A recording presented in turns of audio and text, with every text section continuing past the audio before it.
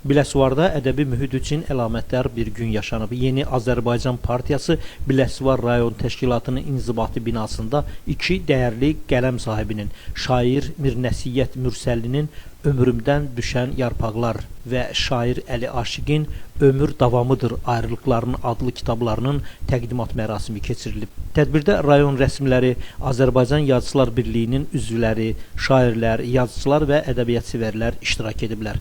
Mərasim iştirakçıları bu nəşrlərin bölgənin ədəbi həyatına yeni nəfəs gətirdiyini bildiriblər.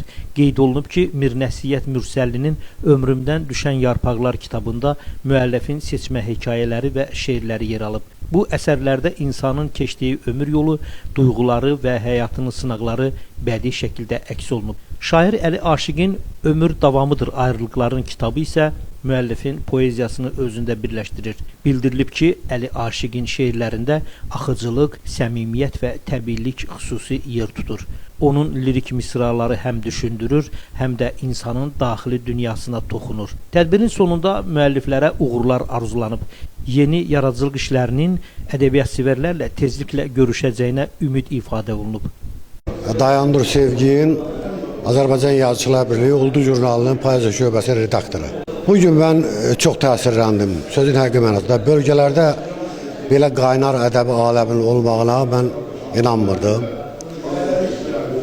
Oxunan şeirlərdə, olan çıxışlarda, hər iki müəllif barədə olan çıxışlarda çox mənə yaxşı təsir elədi.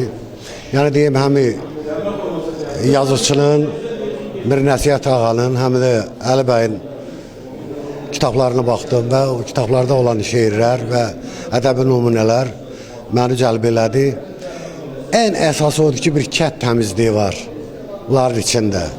Hələ ki, bunları şəhərə gedib, şəhər bunları yoldan çıxarmıyor. Kənd təmizliyi var və şeirlərdə də bu özü göstərir. Mən uğurlar arzulayıram. Arzulayıram ki, bütün rayonlarda, Biləsuvarda olan kimi, bütün rayonlarda belə qaynar ədəbi həyat olsun. Gənclər qoşulsun bu axına, nətər deyim, və bütün yazarların hamısına uğurlar arzulayıram.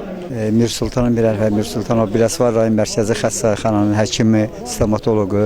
Bu günləri mən bu tədbirdə iştirak etmə özümü çox xoşbəxt hiss edirəm. Ona görə ki, bu məclisdə bizim şairlərimiz, yazıçılarımız, dahi ziyalı insanlarımız iştirak edirdi. Bu Əli qardaşımıza, bir nəsihət mənim həkim yoldaşım, kollegiyamə uzun ömür, can sağlığı arzulayıram. Arzulayıram ki, bu tədbirlər Biləsuvarda son vaxtı neçə dəfələrlə keçirilir. Bir nəsihət qardaşım 3-cü kitabı bir həkimimizin, Əli qardaşının da ikinci kitab birdən çıxdı. Bunlara can sağlığı, uzun ömür, müvəffəqiyyətlər arzulayıram. Sizlərə də minnətdarlıq bildirirəm ki, bu tədbirdə iştirak edir. Çox sağ olun, var olun, minnətdarım. Mürsəlov Mirnəsiyyət Cavanxanoğlu. Bugün mənim oxucularla 3-cü görüşümdür. Əvvəlki iki kitabın publisistik olmasına baxmayaraq, bu kitabın mənim sırf yaradıcılığıma, bədi yaradıcılığıma aiddir. Bu kitabda mənim hekayələrim və şeirlərim toplanmışdır.